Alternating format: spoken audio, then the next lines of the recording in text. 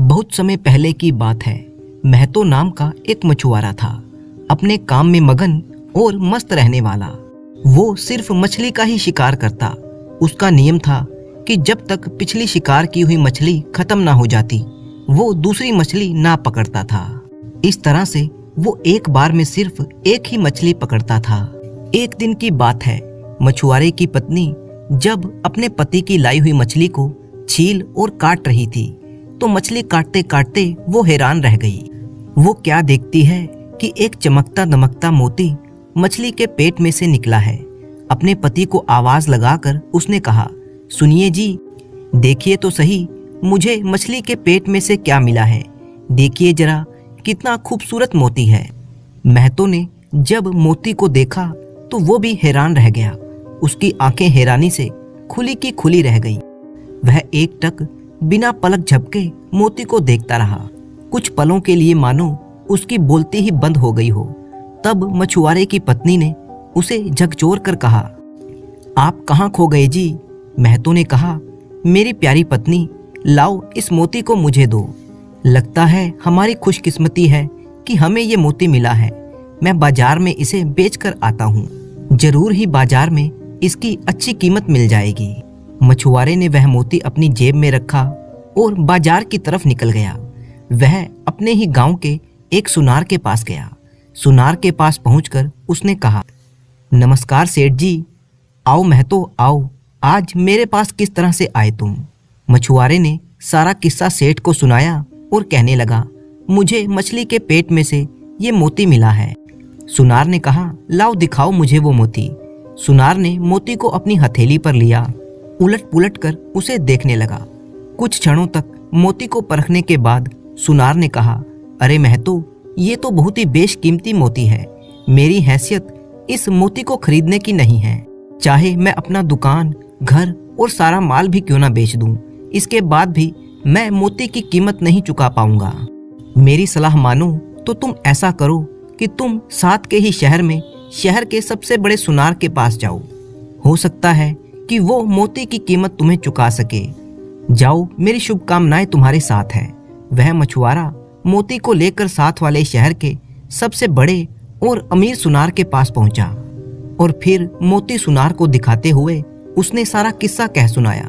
सुनार ने कहा, लाओ वो मोती मुझे भी दिखाओ, मैं भी तो देखूं ऐसी क्या खास चीज मिल गई है तुम्हें। बड़े सुनार ने जब मोती को देखा तो वो हैरानी से चीख पड़ा और कहने लगा, हे ईश्वर, अरे मछुआरे, मुझे ईश्वर की कसम है, मैंने आज तक ऐसा बेशकीमती मोती नहीं देखा।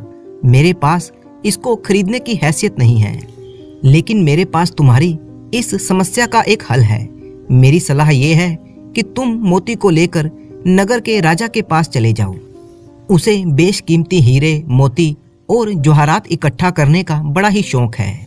मुझे पक्का यकीन है कि वो इस मोती के बदले में तुम्हें इतना धन देगा कि तुम सपने में भी नहीं सोच सकते। मछुआरा ये सुनकर मन ही मन में बहुत ही खुश हुआ। उसने सुनार का धन्यवाद किया और फिर नगर के राजा के महल की ओर चल दिया। तेज कदमों के साथ वो मोती लेकर राजमहल की तरफ चला जा रहा था। महल के दरवाजे पर उसे पहरेदारों ने रोका। तब मछुआरे ने बताया कि वह एक बेशकीमती मोती राजा को दिखाना चाहता है। पहले तो पहरेदारों ने उसकी हालत देखकर उसका विश्वास नहीं किया, परंतु जब मछुआरे ने वो मोती पहरेदारों को दिखाया तो पहरेदार मछुआरे को राजा के सामने ले गए। मछुआरे ने वो मोती राजा के सामने पेश किया और मोती दिखाते हुए सारा किस्सा कह सुनाया। महाराज, ये वो मोती है जो मछली के पेट से मिला है। राजा ने जब मोती को देखा तो उसका मुंह हैरानी से खुला का खुला रह गया, क्योंकि राजा भी हीरे और मोतियों का बड़ा ही पारखी था। इसीलिए राजा ने एक ही नजर में जान लिया कि ये मोती बहुत ही बेशकीमती है। वह बोला, अरे मछुआरे, क्या खूबसूरत और नायाब चीज लाए हो। मैंने आज तक ऐसा नायाब मोती नहीं देखा।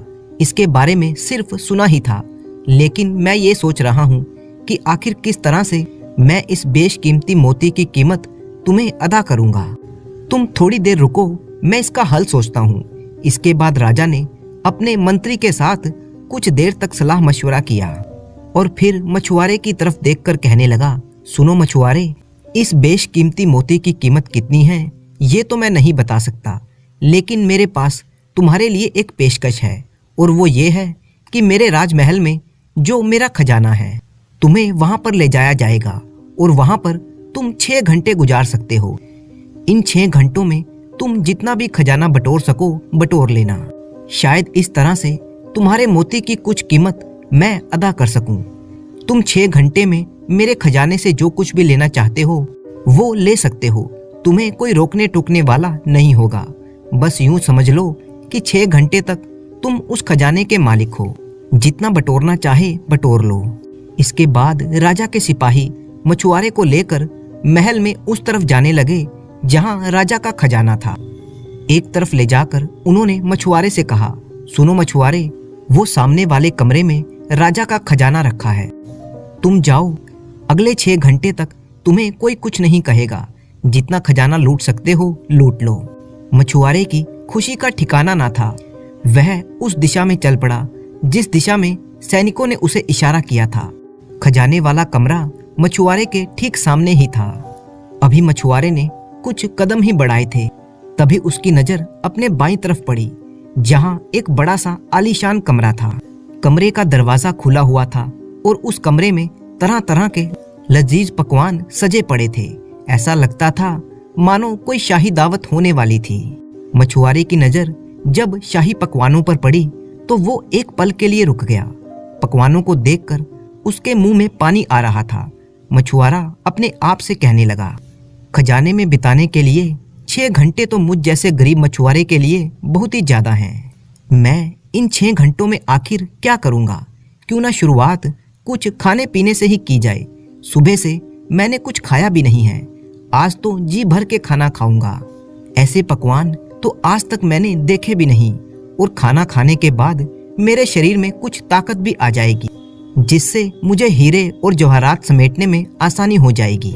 इस तरह से वो मछुआरा उस कमरे में दाखिल हो गया जो पकवानों से भरा पड़ा था। कमरे में पहुंचकर वह पकवानों को खाने लगा।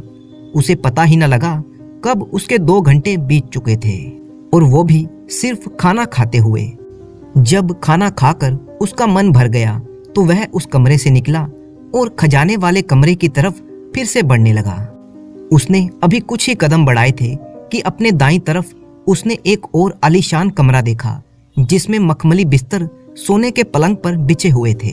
ये देखकर मछुआरे ने अपने आप से कहा, आज तो पेट भर के और जी भर के खाना खाया है, क्या बिगड़ जाएगा अगर थोड़ा सा आराम कर लिया जाए।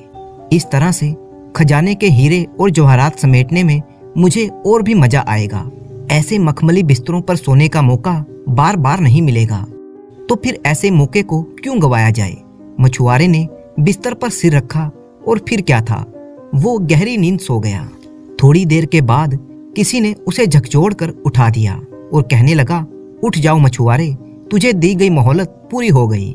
मछुआरा उठ खड़ा हुआ और हैरानी से बोला, हजूर, वह कैसे? तभी राजा भी वहां पर आ गया और कहने लगा, मछुआरे, तुमने बिल्कुल ठीक सुना है, अब तुम यहाँ से निकल जाओ। ये सुनकर मछुआरे के पांव तले जमीन खिसक गई। उसका सारा शरीर थर थर कांपने लगा। वो कहने लगा, मुझ पर तरस खाइए महाराज, मुझे ज्यादा वक्त नहीं मिला था, थोड़ा और समय दे दीजिए। ये सुनकर महाराज ने कहा, तुम्हें खजाने से हीरे और जवाहरात लेने के लिए 6 घंटे दिए गए थे, जो कि अब पूरे हो चुके हैं। ये 6 घंटे तुमने खाने पीने और सोने में गुजार दिए। मुझे लगता है 6 घंटे तुम्हारे लिए काफी थे।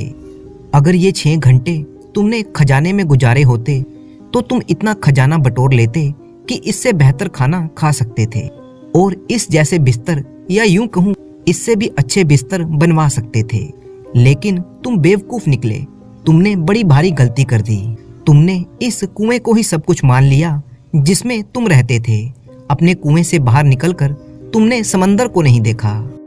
अब यहाँ से निकल जाओ। ये सुनकर मछुआरा जोर जोर से रोने लगा। कहने लगा, नहीं नहीं महाराज, ऐसा मत कीजिए, मुझे एक मौका और दिया जाए, मुझ पर दया की जाए।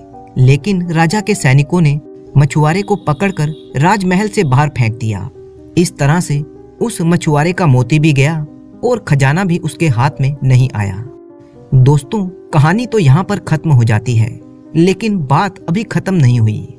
हम सबको ये सोचने की जरूरत है कि कहीं हम भी तो इस कहानी के मछुआरे तो नहीं बन गए।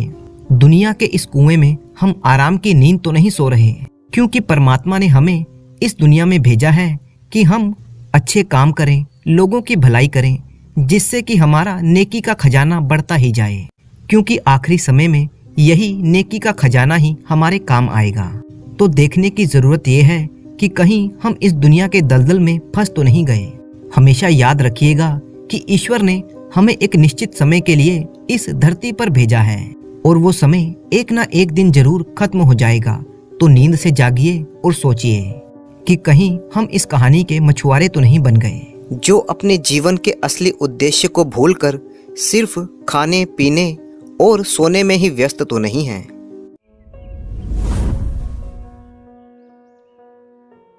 पुराने समय की बात है। एक गांव में विष्णु नाम का एक आदमी रहता था। विष्णु जाति से ब्राह्मण था, परंतु वह बहुत ही निर्धन था। विष्णु के परिवार में केवल उसकी पत्नी थी। उसकी गरीबी को देखकर गांव वालों ने सोचा कि थोड़ा चंदा इकट्ठा करके क्यों ना इसे कुछ काम करवा दिया जाए। गांव के मुखिया की देखरेख में चंदा इकट्ठा किया गया और विष्णु को एक बैलगाड़ी दिलवा दी गई। विष्णु अब उस बैलगाड़ी में सवारियां ढोता और इस प्रकार अपनी गुजर बसर करने लगा। एक दिन विष्णु सुबह सुबह जब शहर से गांव की तरफ लौट रहा था, तब उसे रास्ते में दो सवारियां मिली। उनमें से एक तो सेठ जी थे और दूसरे एक साधु बाबा थे। उन्होंने विष्णु से पूछा, भाई अगर गाड़ी खाली है तो गांव में जाने का क्या लोगे? विष्णु ने उत्तर दिया, सेठ जी आपसे तो 5 रुपए लूंगा और साधु बाबा से 2 रुपए लूंगा। सेठ ने कहा, ऐसा क्यों भाई? इस पर विष्णु ने कहा कि सेठ जी आपकी आमदनी ज्यादा है इसीलिए, और साधु महाराज तो बेचारे भिक्षा मांगकर गुजारा करते हैं, इसीलिए इनसे किराया कम लूंगा। सौदा तय हो गया। सफर करीब 10 मील का था। वे सब लोग बैलगाड़ी में बैठ गए और आगे के लिए चल दिए। साधु महाराज काफी बुजुर्ग थे। विष्णु ने साधु महाराज से कहा कि आप काफी बुजुर्ग हैं, कृपया अपने अनुभव के आधार पर कोई ऐसा किस्सा सुनाएं जो जीवन में काम आए, और इस तरह से रास्ता भी कट जाएगा। तब साधु ने कहा कि मैं अपने अनुभव का किस्सा सुनाने का 1 रुपया लूंगा। विष्णु ने कहा, ठीक है आप सुनाइए। उसने सोचा कि इस तरह से सफर भी कट जाएगा और 1 रुपया कम भी मिलेगा तो कोई बात नहीं, 3 रुपए तो सेठ साहब से फालतू लेने ही हैं। साधु ने कहा, तो सुनो, जिस बात को 4 आदमी कहें वो मान लेनी चाहिए। विष्णु ने पूछा, आगे? साधु बोला, बात खत्म हो गई। अगली बात के लिए 1 रुपया और देने को सहमत हो तो मैं सुनाऊं। विष्णु ने कहा, ठीक है सुनाइए। तब साधु ने कहा, जब भी किसी नदी के घाट पर स्नान करने जाओ तो उस घाट पर स्नान करना जहां पर लोगों की भीड़ ना हो। भीड़ भाड़ वाले घाट पर स्नान मत करना। विष्णु ने कहा, आगे बताइए। साधु बोला, बात खत्म हो गई। अगर आगे की बात सुननी है तो 1 रुपया और लगेगा। विष्णु ने सोचा, अभी भी सेठ जी से 3 रुपए की बचत तो हो ही जाएगी, तो फिर एक बात और सुनने में कोई हर्ज नहीं है। उसने कहा, महाराज कृपया करके एक बात और सुना दें। तब साधु ने कहा, अगर कोई बात छिपाना चाहते हो या मन का कोई भेद किसी से गुप्त रखना चाहते हो तो वो बात अपनी पत्नी को भी मत बताना। इसके बाद विष्णु ने कोई और बात नहीं सुनी। इतने में सफर खत्म हो चुका था। वे लोग गांव पहुंच गए। विष्णु दोनों सवारियों को उतारकर अपने घर लौट आया। अगले दिन विष्णु अपनी बैलगाड़ी लेकर शहर पहुंचा। वहां पर एक जगह पर बहुत ही भीड़ जमा थी। विष्णु भी अपनी बैलगाड़ी सहित वहां पर पहुंचा और भीड़ में घुसकर पता लगाने लगा कि आखिर मामला क्या है। तो देखा कि जमीन पर एक व्यक्ति मरा हुआ पड़ा था। उसकी हालत देखकर लगता था कि शायद वो कोई भिखारी था जो मर चुका था, परंतु उसके मृत शरीर को उठाकर कोई शमशान घाट तक नहीं ले जा रहा था। लोगों को जब बातों ही बातों में पता चला कि विष्णु एक बैलगाड़ी का कोचवान है, तो वह लोग उससे कहने लगे कि तुम इस मृत भिखारी के शरीर को अपनी गाड़ी में लादकर शमशान घाट तक ले जाओ। विष्णु इस बात पर राजी नहीं था। वह सोचता था कि वह एक ब्राह्मण होकर ये काम नहीं कर सकता, परंतु तभी उसे साधु की कही हुई बात याद आई कि जिस बात को 4 लोग कहें उसे मान लेना चाहिए। उसने मृत शरीर को बैलगाड़ी में रखा और शमशान घाट की तरफ चल पड़ा। थोड़ी ही देर में शमशान पहुंचकर जब उसने भिखारी के शरीर को बैलगाड़ी से नीचे रखा तो देखा कि भिखारी की कमर पर एक थैली बंधी हुई थी। विष्णु ने थैली खोलकर देखी तो उसमें स्वर्ण मुद्राएं भरी पड़ी थीं। ये देखते ही विष्णु की आंखों में चमक आ गई। उसने चुपचाप वो थैली अपने पास छिपा ली और लाश को शमशान के रखवाले को सौंपकर वापस घर की तरफ लौट चला। उसने थैली वाली बात किसी आदमी को नहीं बताई। शहर से वापस लौटते समय विष्णु ने सोचा कि उसने एक भिखारी के मृत शरीर को उठाया और शमशान तक छोड़ के आया। शायद उसी पुण्य कर्म के फल के स्वरूप उसे सोने की मोहरों से भरी हुई थैली मिली है। साथ ही साथ उसे लगा कि ये सब क्रियाकर्म करने के बाद उसे स्नान कर लेना चाहिए। उसने बैलगाड़ी नदी के घाट की तरफ मोड़ दी। नदी के घाट पर पहुंचकर उसने देखा कि वहां पर पहले से ही काफी लोग मौजूद थे। विष्णु ने स्नान करने का निश्चय किया कि तभी उसे साधु की कही हुई दूसरी बात याद आई कि यदि नदी में स्नान करना हो तो लोगों की भीड़ से दूर ऐसे घाट पर स्नान करना जहां पर कोई ना हो। वह बैलगाड़ी को हाँककर थोड़ी दूर आगे ले गया, एक ऐसी जगह पर जहां पर लोगों की भीड़ नहीं थी। वहां उसने बैलगाड़ी रोकी और नदी में स्नान किया। फिर वह वापस अपनी यात्रा पर चल पड़ा। संध्या के समय जब वह अपने घर पहुंचा और उसने अपनी मोहरों की थैली को देखा तो वह उसके पास नहीं थी। तब विष्णु को याद आया कि नदी पर नहाते समय जब उसने कपड़े उतारे थे तो वो मोहरों की थैली भी वहीं पर रख दी थी, परंतु बाद में वो थैली उठाना भूल गया था। अब रात हो चुकी थी, इसीलिए वापस जाकर थैली ढूंढना संभव नहीं था। उसने ये बात अपनी पत्नी को नहीं बताई क्योंकि उसे साधु की तीसरी बात याद आ गई कि अगर किसी बात को गुप्त रखना हो तो उसे अपनी पत्नी को भी मत बताना। सारी रात विष्णु ने बड़ी ही बेचैनी से काटी और अपनी भूल पर पछतावा करता रहा। सुबह उठते ही वह जल्दी जल्दी उसी नदी के घाट पर जाने के लिए तैयार हुआ। पत्नी ने पूछा, आज इतनी जल्दी क्यों जा रहे हो? परंतु विष्णु ने उसे असली बात नहीं बताई और कहा कि किसी जरूरी काम से एक सवारी को शहर पहुंचाना है। विष्णु जितनी जल्दी हो सका उतनी जल्दी वह घाट पर पहुंचना चाहता था। उसे अंदेशा था कि अब तक तो वो थैली किसी और के हाथ लग गई होगी, परंतु जब वह उस नदी के घाट पर पहुंचा तो उसकी खुशी का ठिकाना ना रहा क्योंकि वो मोहरों की थैली उसी जगह पर पड़ी हुई मिल गई। असल बात ये थी कि उस घाट पर कोई आदमी आता जाता नहीं था, इसीलिए उस थैली पर किसी की नजर नहीं पड़ी। विष्णु सोचने लगा कि अच्छा हुआ जो उसने साधु की बात मान ली और ऐसी जगह को स्नान के लिए चुना जहां पर लोगों की भीड़ नहीं थी। यदि वह उसी भीड़ भाड़ वाली जगह पर स्नान करता तो अवश्य ही ये थैली किसी और के हाथ लग जाती। वह मन ही मन साधु बाबा को धन्यवाद देता रहा और अपने घर की तरफ चल पड़ा। घर पहुंचा तो विष्णु ने वो धन एक सुरक्षित जगह पर छिपा दिया।